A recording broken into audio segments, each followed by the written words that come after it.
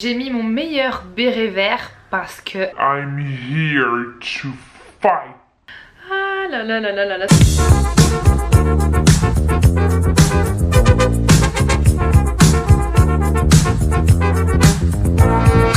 Cette vidéo est une vidéo qui me tient énormément à cœur. Selon moi, cette vidéo est d'utilité publique. Et aujourd'hui, je vais aborder le sujet des règles au sein de la société française, plus particulièrement. Parce que on est en 2018, on va bientôt passer en 2019. Les règles sont encore un tabou au sein de notre société. Eh oui!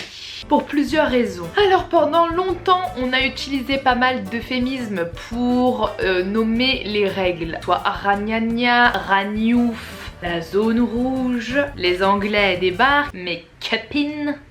Même actuellement en fait, on utilise ce genre de surnom parce que nous avons honte des règles. Une femme quand elle a ses règles, elle est impure, elle est dégoûtante. Des règles de toute façon c'est dégueulasse, c'est sale. Depuis que je suis venue sur Terre, que les règles sont au sein de la société assimilées à ça. D'ailleurs, si vous regardez plein de pubs pour les serviettes hygiéniques ou alors pour les tampons, vous pouvez constater que le liquide bleu qui s'écoule pour montrer que la serviette hygiénique est hyper absorbante est bleu.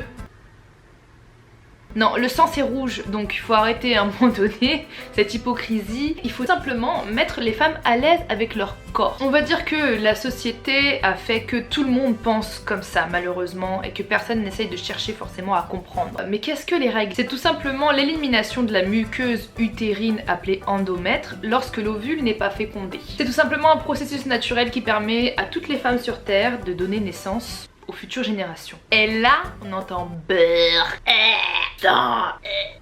Sachez une chose, je sais pas si je vous l'apprends, c'est que vous venez, vous qui regardez cette vidéo, de la foufoune d'une femme, vagin, d'une chatte d'une femme, appelez ça comme vous le voulez, mais oui, vous venez bien de là, et vous venez bien de cet endroit où il y a les règles, et c'est grâce aux règles que vous êtes sur Terre.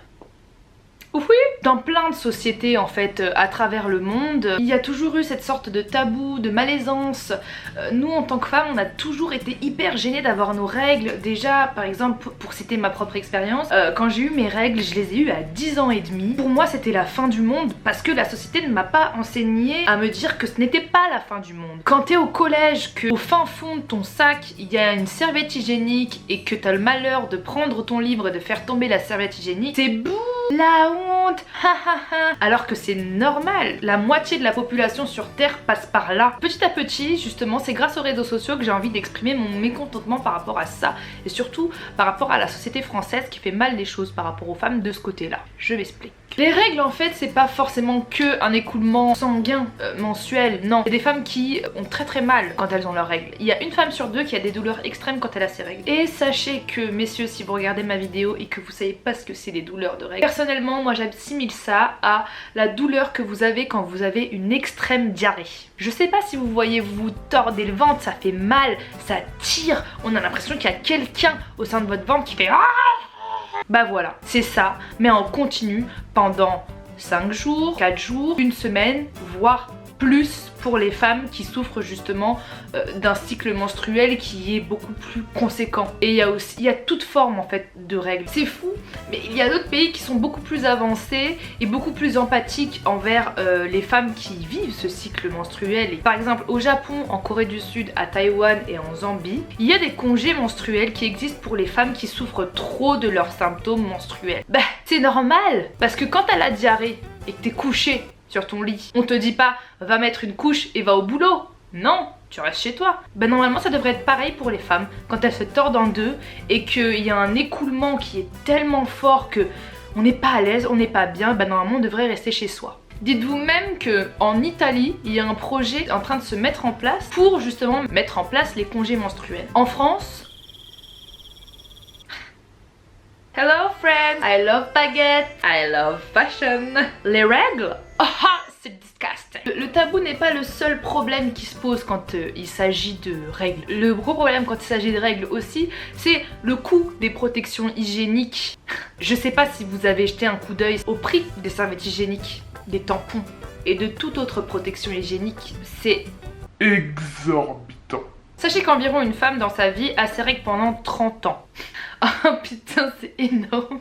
ça peut varier. Sachez que le budget total équivaut à 23 500 € en achat de protection hygiénique, de culottes parce que oui ça cause des dommages, ça peut tacher les sous-vêtements, en antidouleur aussi parce que y a des douleurs qui sont pas soutenables pendant les règles. Autrement dit 650 € par an, approximativement aussi une vingtaine d'euros par mois, tout dépend du flux, de la douleur et autres. C'est énorme. Sachez aussi qu'avant décembre 2015, les protections hygiéniques étaient aussi surtaxées.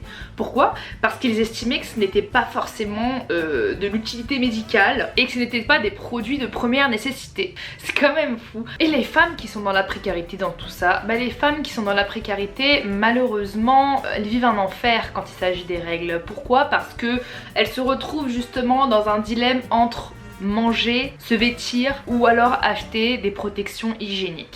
Dernièrement, j'ai regardé une vidéo sur Combini, d'ailleurs Combini je trouve qu'ils font des vidéos qui sont vraiment top, de Axel de Souza qui est SDF depuis 2 ans il me semble et qui se bat justement pour essayer de faire en sorte que des protections hygiéniques soient remboursées par la mutuelle, la CMU, et aussi qu'il y ait des protections hygiéniques dans les toilettes publiques, dans les écoles, dans tous les endroits on va dire publics. Merci. À travers cette vidéo, j'ai envie de mettre en avant encore plus ton message. Je mettrai le lien de sa pétition en barre d'infos. C'est une pétition à signer tout simplement pour soutenir son mouvement. Elle exprime tout à fait très clairement que la société est adaptée aux hommes mais pas assez aux femmes. J'apporte ma pierre à l'édifice avec cette vidéo et aussi en vous partageant le message. Ce n'est pas non plus le seul problème, hein. Oui, il y a beaucoup de problèmes, ouais. Il y a beaucoup de choses parce qu'on n'en parle pas. Parce qu'on a honte, donc du coup à un moment donné il faut taper dans la fourmilière et il y a plein de problèmes, plein de fourmis, comme plein de fourmis, plein de problèmes. C'est cool d'avoir ces règles, d'avoir des protections hygiéniques, mais qu'est-ce qu'il y a dans les protections hygiéniques? Et justement, là aussi est le problème.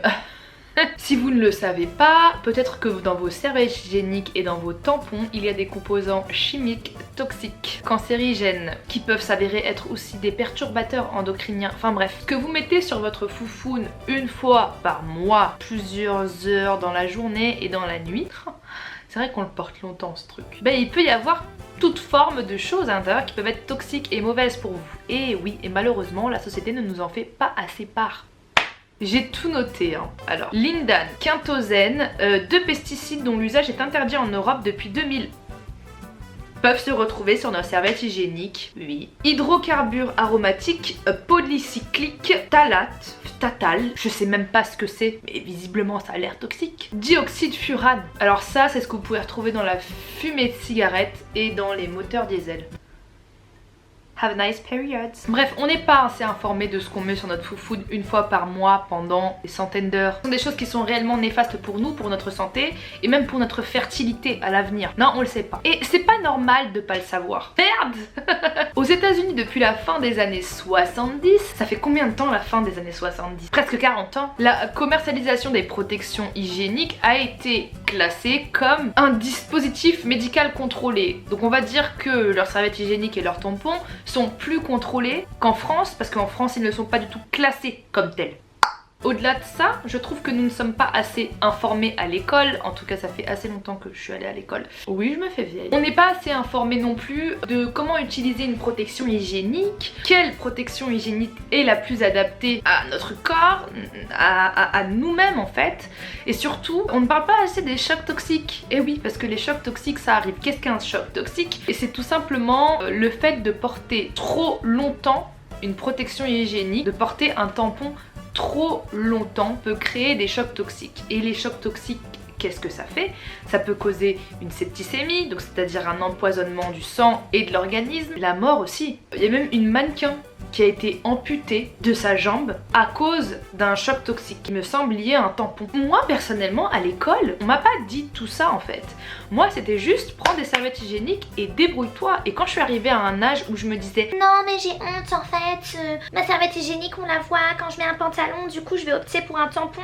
Quand la première fois de ma vie j'ai mis un tampon, vous savez ce qui m'est arrivé? J'ai porté un tampon pendant toute une journée. Déjà j'avais archi mal quand je le mettais, j'aimais pas du tout la sensation que j'avais. J'en ai mis peut-être 4-5 fois et la 5e fois je me souviens que j'avais mis un tampon et que quand je l'ai enlevé j'ai vomi. Est-ce que c'est normal? J'ai juste dit que c'était une chose que mon corps rejetait totalement. Il y a des femmes qui sont très bien avec les tampons et c'est tant mieux pour elles.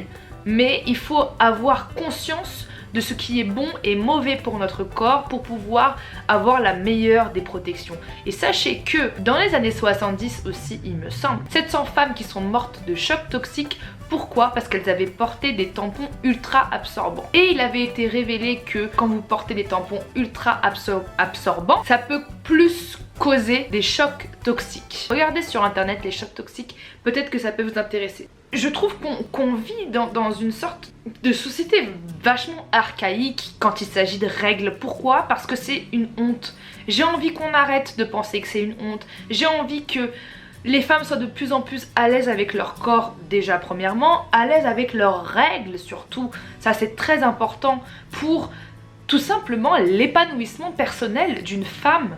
Et des protections hygiéniques aussi qui sont assez pointilleuses par rapport à justement tous les éléments toxiques qu'il y avait dans les serviettes hygiéniques et qu'il y a encore dans certaines serviettes hygiéniques, qui sont à base de zéro plastique, zéro colorant, zéro parfum, zéro chlore, qui sont hypoallergéniques et vous pouvez trouver ça aussi dans les magasins bio. Et tout simplement à travers cette vidéo, j'ai juste envie de porter la voix à toutes ces femmes qui ont honte de leurs règles et qui ne devraient tout simplement pas. Et j'en ai rien à foutre que en commentaire on dise que je suis une putain de féministe. Je trouve que toutes les femmes devraient être féministes parce que être féministe c'est quoi? C'est tout simplement réclamer l'égalité entre les sexes. Et une chose qui devrait être tout simplement normale. Ma mère est féministe, ma grand-mère est féministe, mon arrière-grand-mère est féministe. Elle se battait pour les droits de la femme et elle se battait pour l'indépendance algérienne.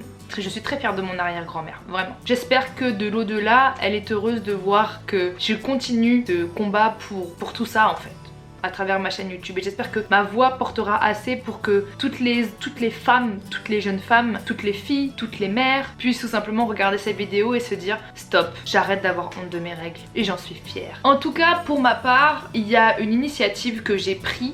J'ai eu l'idée grâce à une amie à moi qui s'appelle Cathy. On voit beaucoup de calendriers de l'Avent, hein. Il y a beaucoup d'influenceuses qui ont des calendriers de l'Avent de marques qu'on leur envoie. C'est cool. Il y a beaucoup de calendriers de l'Avent qui se vendent dans les supermarchés avec des chocolats. Bah moi du coup j'aimerais faire le calendrier de l'Avent à l'envers. C'est-à-dire que peut-être chaque jour dans une petite boîte je puisse mettre des serviettes hygiéniques, des tampons, quelques petits produits cosmétiques d'utilité aussi esthétique parce qu'une femme a le droit de se sentir belle et donner ça justement à des associations pour pouvoir aider les femmes dans la précarité. J'ai essayé de me renseigner sur internet sur certaines fondations ou alors associations qui peuvent effectuer des collectes. Je sais pas si pendant le mois de décembre il y a des collectes, mais en tout cas n'hésitez pas à me mettre en commentaire ou alors à me contacter par mail le nom des associations qui font des collectes pendant le mois de décembre, histoire que je puisse faire une petite box, peut-être pas tous les jours parce que j'ai pas assez de produits, une fois tous les 2 jours, tous les 3 jours, même si vous le faites juste une fois dans une box, pensez aux femmes qui sont dans la précarité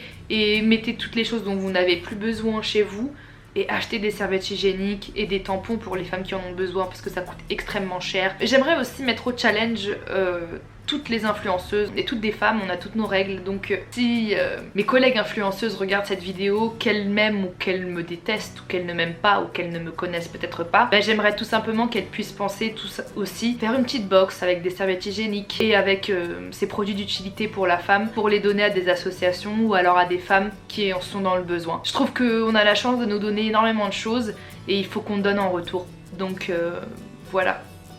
En tout cas j'espère vraiment que vous avez kiffé cette vidéo. Je vous conseille vraiment vivement de la partager parce que je trouve que c'est un message qui devrait avoir plus de voix, que le futur c'est vous, tout simplement, c'est nous, c'est moi. Sur ce, comme d'hab, je vous aime toutes, je vous aime tous, vous êtes tous beaux et tous belles et je vous dis à très très vite. Bisous. Y'a plus de bébés, fruits folles de nuit, le vague à l'âme c'est pas pour aujourd'hui. Plus de discours ni de sanglots.